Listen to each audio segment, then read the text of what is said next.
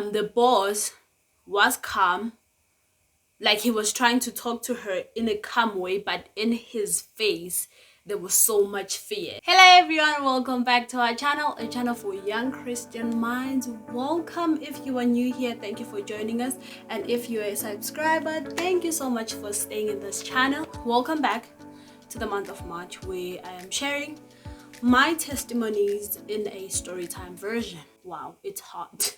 It's very hot, but we gonna testify. I'ma testify. My second testimony is how how the pharmacy almost gave me wrong medication.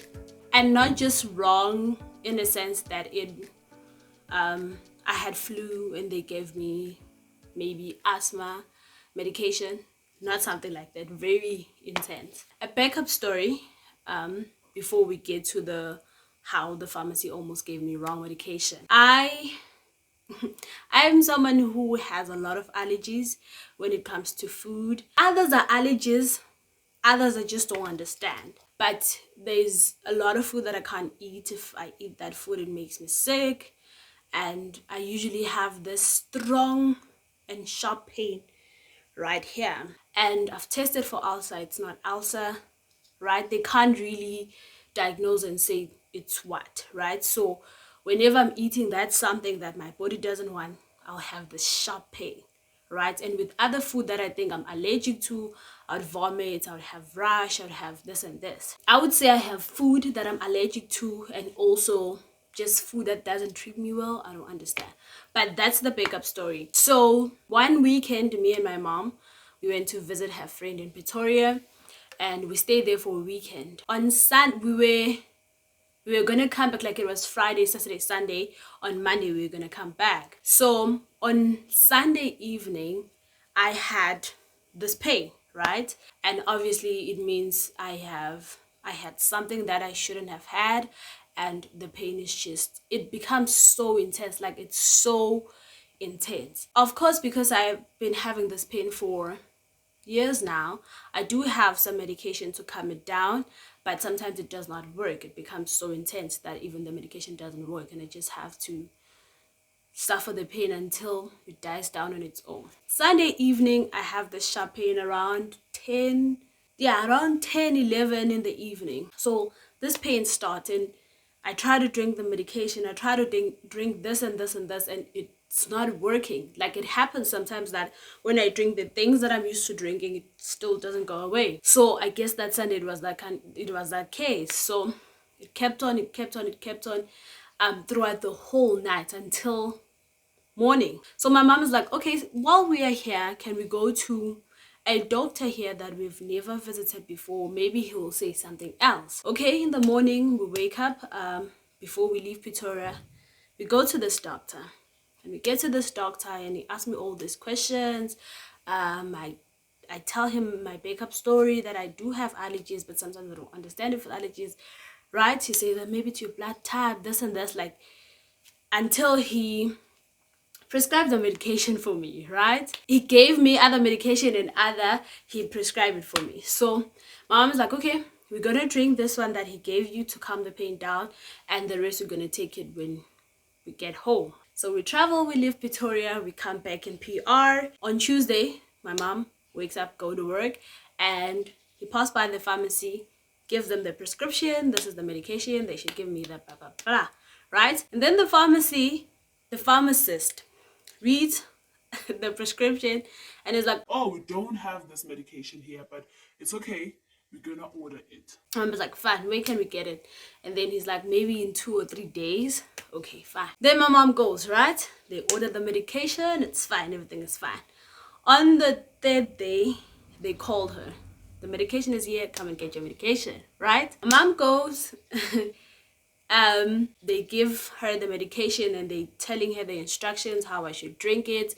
It's low, like sachets, like, right? And then they saying to her I should drink the sachets with water 4 times a day. And they're in a pack. This pack is like this big, and the sachets are this small inside the pack. Like, I don't know if I make sense. Then while my mom is talking to the pharmacist, his boss passes by and he looks at them, and then he's like, sorry ma'am, can I talk to whoever this guy is? And then they go and talk, and my mom's like, ah, cool, it's his boss, so I have no business, right? While they're having a little bit of a conversation there, my mom is looking at the medication. I mean, she has nothing to do at this moment.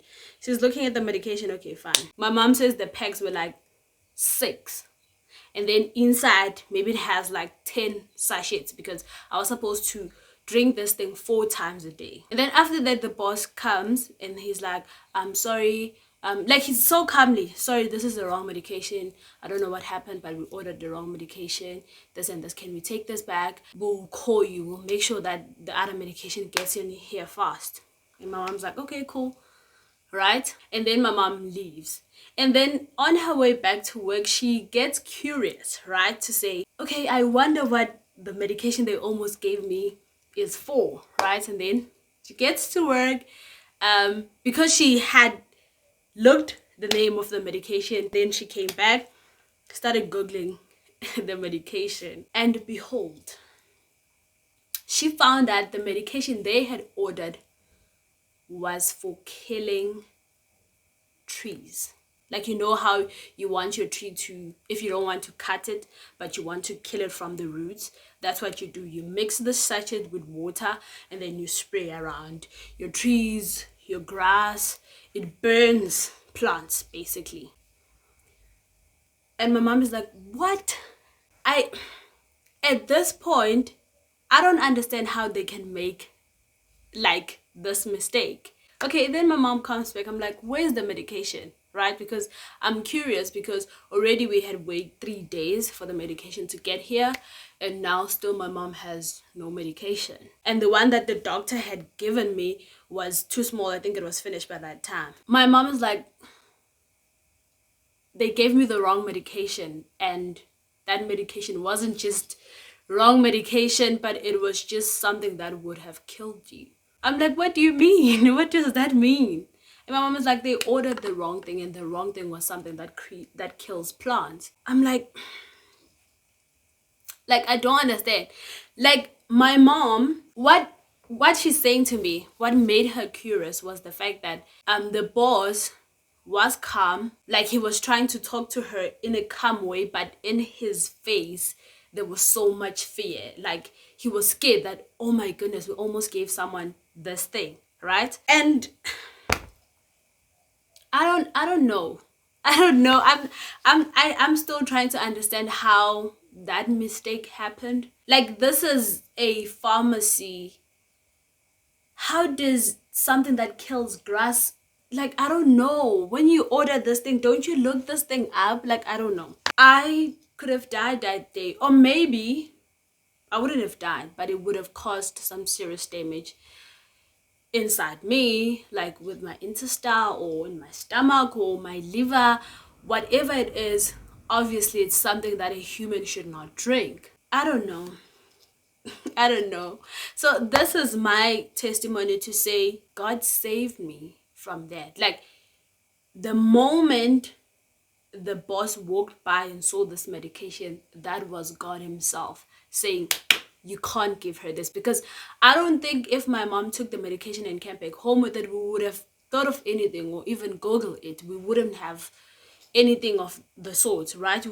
She would have given me the medication. I would have just started drinking the medication until I have like things that are happening to me that are weird. I'm like, maybe vomiting or whatever. But God said no. He said, no, it's not your time yet. You can't die now. And you can't even damage your intestine with this. And every time, because I'm this person, when I tell a story, I make it sound so interesting, like it wasn't intense when it happened. But literally, me and my mom sit and had to think about it, how serious this thing could have been. And now my mom would have had to sue the pharmacy, this and this, and I don't know. Like, I don't know what would have happened, but God said, you won't even have to know, because I'm gonna save you. I'm gonna protect you from that. And I can't even say thank you enough. Hence, I said this month I am just looking back at the things that were so rough and so intense and that could have changed my life for the worst. But God kept on saying no. He kept on protecting me.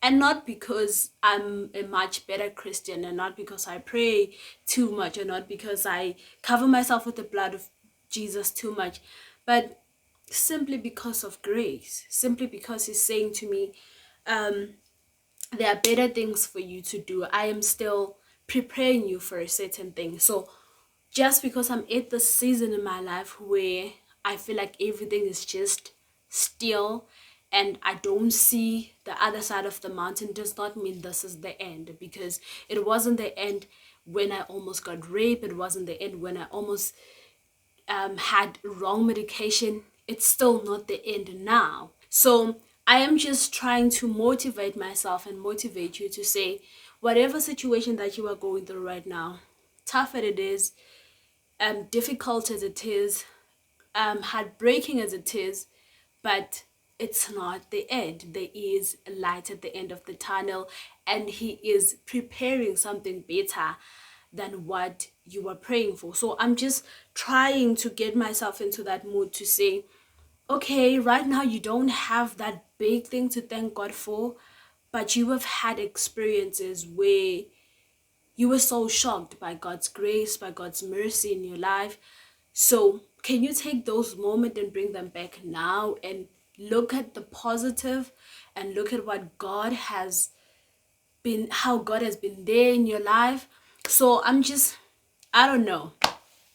I'm trying to motivate myself, because truth of the matter, He has been there. He has been showing up even when I do not pray for that thing. Because it's another thing to say, God, I'm leaving the house, I'm traveling to where, please protect me, and then you get there safe.